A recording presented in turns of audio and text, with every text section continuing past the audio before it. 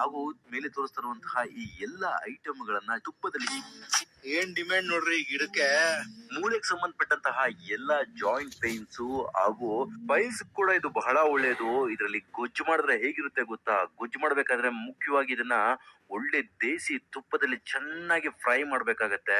ನಾಟಿ ತುಪ್ಪ ಅಥವಾ ಗಿರ್ ಹಸುವಿನ ತುಪ್ಪ ಮೂಳೆಗಳಿಗೆ ಶಕ್ತಿಯನ್ನ ಕೊಡುತ್ತೆ. ಹಿಂದೆ ನಮ್ಮ ಮನೇಲಿ ನಾಟಿ ಹಸು ಇತ್ತು. ಆಕ್ಸಿಡೆಂಟ್ ಆದಾಗ ಕಾಲ್ ಮುರ್ಕೊಂಡಾಗ ಜನ ನಾಟಿ ತುಪ್ಪಕ್ಕಾಗಿ ನಮ್ಮ ಮನೆಗೆ ಬರ್ತಾ ಇದ್ರು. ಆ ನಾಟಿ ತುಪ್ಪದಿಂದ ಮೂಳೆಗಳು ಸ್ಟ್ರಾಂಗ್ ಆಗುತ್ತೆ ಅಂತ ಆ ತುಪ್ಪದಿಂದ ಔಷಧಿಯನ್ನ ಕೂಡ ಮಾಡ್ಕೊಂತಾ ಇದ್ರು.